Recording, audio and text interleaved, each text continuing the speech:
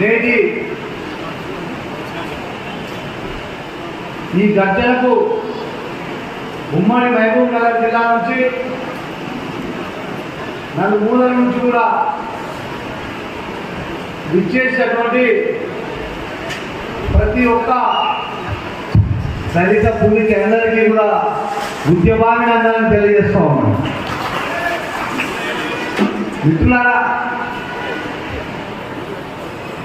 నేను అసలు మాట్లాడేది లేకుండే నా ఆలోచన నా ప్రోగ్రాంలో నాకు ఈ కార్యక్రమానికి సాయం చేయమని, దీన్ని సక్సెస్ చేయమని నా దగ్గరికి ముందుగా ప్రసాదాన్ని బృందం వచ్చినప్పుడు ఎట్లా చేద్దామనుకుంటున్నానంటే, అలా ఏముంది మహబూబ్నగర్లో మన జనం కొంచెం తక్కువనే ఉంటారు, ఉన్నకాడికి వస్తే ఒక 200 మంది 300 మంది అయితే ఫంక్షన్ అలా చేసుకుందామని అన్నారు. కానీ నాకు ఒక ఆలోచన వచ్చింది. అంటరాని కులంలో పుట్టి గాసం చేయమని గాసం పెడితే నేను గాసం చేయను చదువుకుంటా అని చెప్పి వాళ్ళ ఆయనతో కొట్లాడి చెప్పకుండా పాలొచ్చి గద్వాల చదువుకున్న దళిత నాయకుడు ఆనందరావు పుట్టిన బిడ్డగా మరి నేను ఇంత చిన్న మీటింగ్ చేయడం కరెక్ట్ కాదేమో, మరి నేను దీనికి ఏదైనా యాడ్ చేయాలి దీనికి ప్లాన్ అని చెప్పి కొంచెం యాడ్ చేసి మేము ప్లాన్ చేస్తే ఇవాళ మీ అందరి ఆశీర్వాదంతో, మీ అందరి సహాయ సహకారాలతో ఇవాళ మహబూబ్ నగర్ హెడ్ క్వార్టర్లో ఇంత గొప్ప సమావేశం నిర్వహిస్తున్నాం. అందరికీ నేను ఎక్కువ లోపు పోను, సూక్ష్మంగా చెప్తా. ఈ మీటింగ్ అన్నా ఈ దళిత క్రైస్తవులకు ఎస్సీ హోదా ఇవ్వాలంట, ఇస్తే ఎవరికో నష్టమైందని ఒకరు, మాకేమి ఇబ్బంది లేదు కదా అని ఇంకొకరు రకరకాల అభిప్రాయాలతో ఉన్నది సమాజం. కనుక మిత్రులారా, ఇది ఈ పోరాటం, ఈ డిమాండ్ ఒక మతానికి ఒక కులానికో వ్యతిరేకమైన డిమాండ్ కాదు. మేము కూడా అందరిలాగా మనుషులమే కదా, మన అందరికీ ఒక న్యాయం, మాకు ఒకరికి ఎందుకు ఒక న్యాయం, మానవాళికులకు దళితులకే ఒక న్యాయం ఎందుకు, మమ్మల్ని కూడా సమానంగా చూడండి అన్నటువంటి సమానత్వం కొరకు చేసినటువంటి సామాజిక ఉద్యమే తప్ప ఇది ఒక కులం ఉద్యమం, మత ఉద్యమం కాదు, మతానికో కులానికో వ్యతిరేకం కాదు. ఈ దేశంలో ముందర ముంత కట్టుకొని వెనుక చీపులు కట్టుకొని తెలియనటువంటి తాత ముత్తాతల తరాల నుంచి వచ్చినటువంటి మనం సామూహిక బాయికాడ నీళ్ళు తాగనీయకపోయేది, గుడికాడ దేవుని మొక్కనీయకపోయేది, బడికాడ పాఠాలు విననీయకపోయేది. ఆ పరిస్థితులన్నీ అనుభవించి వచ్చినటువంటి మనం ఆ పరిస్థితులన్నీ చరిత్రక సత్యాలు. మరి ఆ క్రమంలో స్వతంత్రోద్యమం, అంబేద్కర్ గారు మేధావి గారి చేతిలో రాజ్యాంగం రచించే అవకాశం రావడం, ఆ తర్వాత ఈ అంటరాని వాళ్ళకి అందరికీ ఒక నిశ్చయలాగా సహాయం అవసరం అని చెప్పి వారు రిజర్వేషన్ పెట్టే క్రమంలో ఒక లిస్టు తయారు చేశారు. List of caste, scheduled caste అంటే ఒక 59 కులాలను తయారు చేశారు. అప్పటి వరకు మనం గుడి కానిలే, పడి కానిలే, దేవుని మొక్కనిలే, పూజ చేయనిలే, శాస్త్రోక్తంగా మనం ఏమి చేయలేనటువంటి సమాజం సడన్గా రాజ్యాంగం అమల్లోకి వచ్చిన తర్వాత ఈ షెడ్యూల్ కులాలని కంసన్నది హిందూ రిలీజియన్ అని చెప్పి రాయడం జరిగింది. అది అన్యాయం. ఆ రకమైనటువంటి పరిస్థితులు ఉన్నప్పటికీ కూడా కానీ సమాజంలో ఎవరు కూడా మనం వ్యతిరేకించలేదు ఇంతకాలం ఈ 60-70 ఏళ్లలో. మీకు ది బెస్ట్ ఉదాహరణ మన అక్కడలో రిజర్వ్ స్థానమైనటువంటి ఆంధ్రలో అబ్రహాం అనే వ్యక్తి ఎస్సీ కులంలో సర్టిఫికేట్ ఇవ్వడం జరిగింది. అప్పటి ప్రభుత్వం ఆ ఎస్సీ సర్టిఫికేట్తో అబ్రహాం అనే ఎమ్మెల్యే కావడం జరిగింది.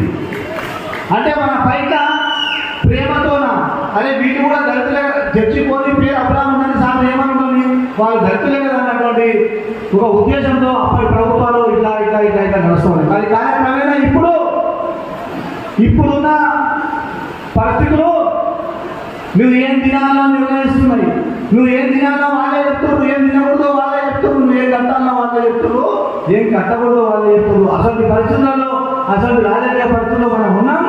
మన జాతిని మెల్లమెల్లగా మనకు తెలియకూడదని మనం దెబ్బకొట్టే ప్రయత్నం జరుగుతూ ఉంది. ఇవాళ ఓ రెడ్డి జీసస్ నమ్ముకుంటే ఆయన కులం పోతలేదు, ఒక వెలుమైన చర్చిపోతే ఆయన వెలుమనే ఉంటున్నాడు, ఒక యాదవ్ చర్చిపోతే ఆయన యాదవే ఉంటున్నాడు, ఒక ముద్రాజ్ చర్చిపోతే ముద్రాజే ఉంటున్నాడు. ఇంకెవరు ఏ కులమో నువ్వు పోయిన వాళ్ళు అదే కులం ఉంటుంది. ఒక్క ఎస్సీలు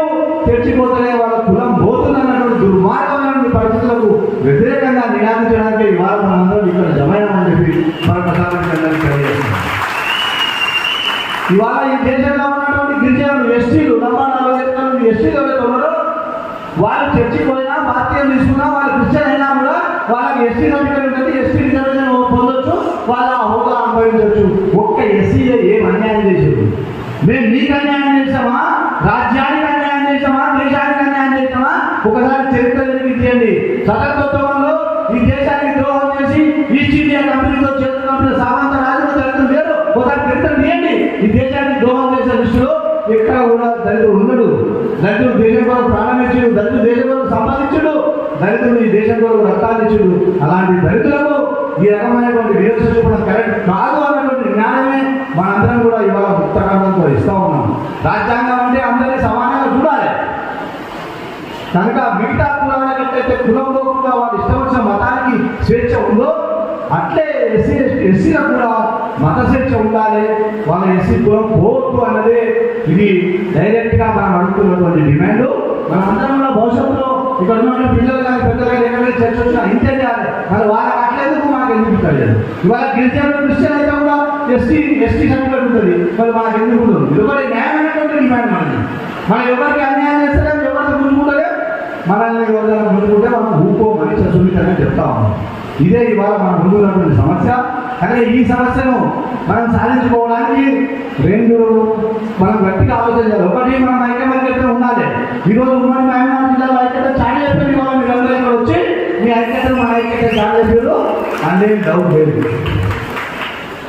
ఒక 25, 30 సంవత్సరాల నుంచి మనందరికీ కూడా ఒక ఇన్సెక్యూరిటీ అంటే ప్రజలందరికీ కూడా ఫ్యామిలీ అయిపోవడం, జనాభా మనం చాలా తక్కువ చూస్తున్నారు.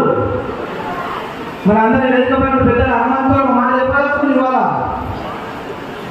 జనంలో సంఖ్యాబలంలో కూడా మనం చాలా తక్కువ చూస్తుంది. మిత్రులారా, అవసరమైతే మరో భారతదేశాన్ని నిర్మించడంలో మనం అందరం కూడా చరిత్రలో ఎక్కాలంటే మన హక్కులు సాధించుకోవాలంటే మనకు కూడా జనాభా ఉండాల్సిన అవసరం ఉంది. ఇక నుంచి ఇప్పుడు అవకాశం ఉన్న పిల్లలు, ఇప్పుడు పెళ్లి చేస్తున్న పిల్లలు, ఆడపిల్లలు, మగ పిల్లలకు అందరికీ నేను నా వంతుగా నా వ్యక్తిగత అభిప్రాయంగా చెప్తున్నా, ఇద్దరు కాదు, నలుగురు కాదు, 5 మంది పిల్లలుగా కనండి, జాతిని నిలబెట్టండి. ఈ దేశ చరిత్రలో మనం నిలబడాలి. ఇవాళ నేను ఈ కార్యక్రమానికి వచ్చే ముందు నా శ్రేయభిలాషి నాకు మెసేజ్ పెట్టారు. నేను చూసా ఆ మెసేజ్లో నీ భారము దేవునిపై మోపము, ఆయనే నిన్ను కాపాడము, ఆయనే నీ పని. నేను చెప్తున్నా, ఒకవేళ 45 మంది పిల్లలు ఏమంటున్నారు సార్ మాకు భారం అవుతారు కదా అంటే, మీరు నమ్మకుండా దేవుని పైన భారం వేయండి, ఆయనే మన జాతిని కాపాడుకోవడానికి ఏ అవకాశాన్ని వదలదు. ఒకవేళ నిజంగానే పిల్లలు మనం నచ్చుకుంటే మన కన్నెక్కువ ఈ భూమి కూడా పని చేయలేదు. అవునా కదా? కనుక మిత్రుడాలు ఇవాళ మేకడాల్లో మనం ప్రతిజ్ఞ చేసుకొని పోవాలి. మన జనాభాను మనం పెంచాలి, మన ఐక్యతగా ఉండాలి. ఇంతకుముందు మిత్రులు చాలా మంది చెప్పారు, ఆ చర్చిలలో ఆడ గ్రూపు అన్ని పని చేయండి. గ్రూపులు లేవు, ఇప్పుడు అంతా ఒకటే, దళితులంతా ఒకటే.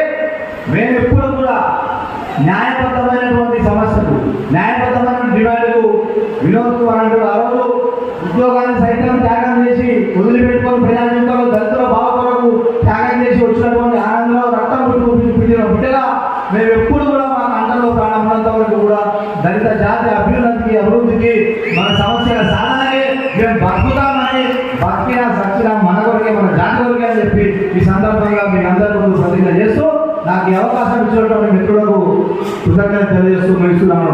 జై భీమ్.